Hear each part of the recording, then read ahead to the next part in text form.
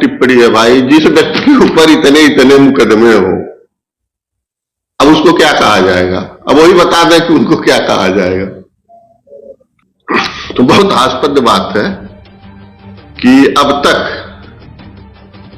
इस विधानसभा में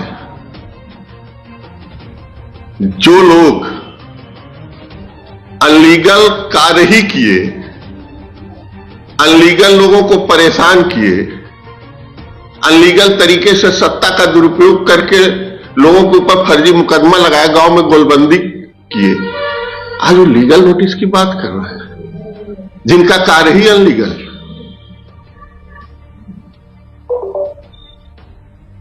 विधानसभा में विधायक जी ने माफिया कहा है, उसके तो विधायक ने कहा है कि उनको लीगल नोटिस दी जाएगी, आप क्या कहना चाहते हैं? हम लोग नोटिस का इंतजार कर रहे हैं, और माफिया और बाहुबली बहुत मतलब उसका विश्लेषण तो हम जानते नहीं हैं, लेकिन इस राजनीतिक जीवन में इतना जरूर जानकारी हमको है कि जिनके ऊपर अधिक मुकदमे हो, जो इस तरह का कृत्य करे, उनको ये सब शब्दों का प्रयोग उनके ऊपर होता है, और उसका प्रमाण है हमारे पास, आपको देंगे भी। देखिए, ये 30-35 धाराएं हैं, ये आपराधिक धाराएं हैं, तो ऐसे व्यक्ति को क्या कहा जाएगा?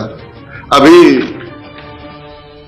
आप लोग यहीं के निवासी हैं, यहीं के मूल रूप से हैं, एक दरोगा को मार के बनवास जेले थे नेपाल में, क्या वो माफियागिरी नहीं है? क्या वो दबंगई नहीं है? सदन में को रुचि है, क्या करेंगे? देखिए, वो तो अनर्गल जनता का ध्यान और ऋषि त्रिपाठी जी के लोकप्रियता से बौखला करके जनता का ध्यान दूसरी तरफ खींचना चाह रहे हैं। 4 वर्ष में अब तक कहीं उनको कुछ नहीं दिखाई दिया।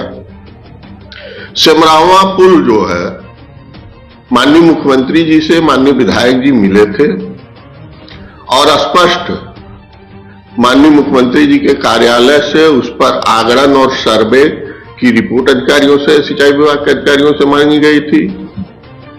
वो रिपोर्ट भी गया, पैसा उत्तर प्रदेश सरकार के वित्त मंत्रालय से आना है, पाइपलाइन में वह योजना है, सरकार के पाइपलाइन में है, लेकिन सरकार का ध्यान पुनः आकृष्ट हो जाए, इसके लिए माननीय विधायक जी सत्ता पक्ष के विधायक हैं, तो आकृष्ट कराने के लिए उसको सदन में उठाए। और इनको इतनी बेचैनी है, आप याद करिए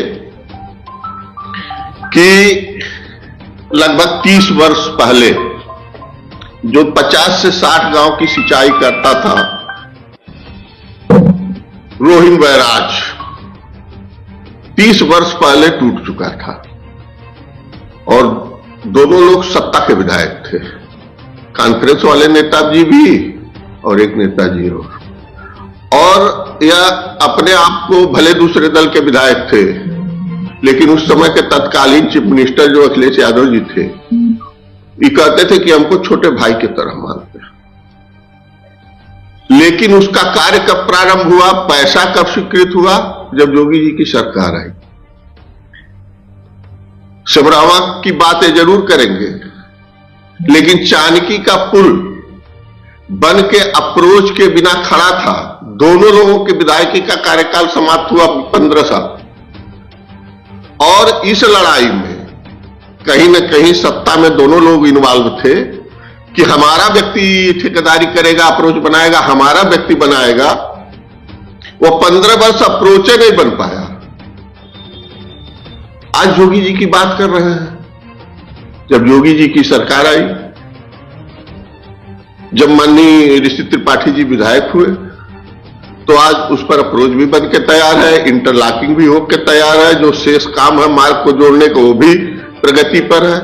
तो ये सब बौखलाहट है, जनता को भड़काने की साजिश है, और इनका राजनीति यही रहा है कि गांव में पार्टी बंदी करो, गांव के लोगों को, भोले भाले गांव के लोग हैं, तराई का इलाका है, जानते ही हैं, भोले लोग हैं यहां, तो उनको किस तरह से भड़का करके और माननीय विधायक जी से विपरीत किया जाएगा। विधायक को मिट्टी खान का भी आरोप है क्या?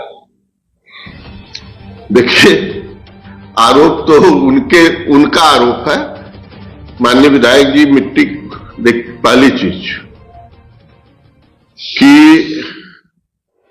जब से मैं होश संभाला हूं, यहां वीरेंद्र प्रताप शाही, पंडित हरिशंकर तिवारी राजनीति किए, फिर ये दोनों लोग राजनीति किए, लेकिन यह पहले नेता हैं जो एक नंबर के पैसे से जमीन खरीद करके और मकान बनाकर यहां के जनता की सेवा के लिए, रहने के लिए प्रयास कर रहे हैं। मिट्टी खनन का जहां तक बात है कि 100 टाली मिट्टी का परमिशन जिलाधिकारी के वहां से इन्होंने लिया था और लगभग 50 से 60 टाली मिट्टी उसमें गिरी है।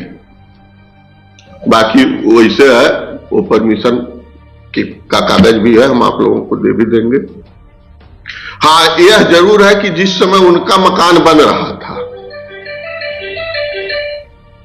इनके लोग, कुछ लोग विधायक के नाम पर मट्टी ले जाने का प्रयास किए, लेकिन जब यह बात माननीय विधायक जी के संज्ञान में आई तो अधिकारियों को टाइट किया और उस प्रयास में ये लोग सफल नहीं हो पाए।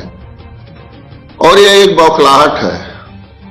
अरे भाई साहब, आप लोग तो जान रहे हैं, कोई दाल मिल कब्जा करके रह रहा है, कोई पशु अस्पताल कब्जा करके रह रहा है, कम से कम माननीय विधायक जी अपना जमीन खरीद के बनाकर आने जा रहे हैं। तो यह आरोप तो हमको लग रहा है एकदम निराधार है, जनता भी जान रही है।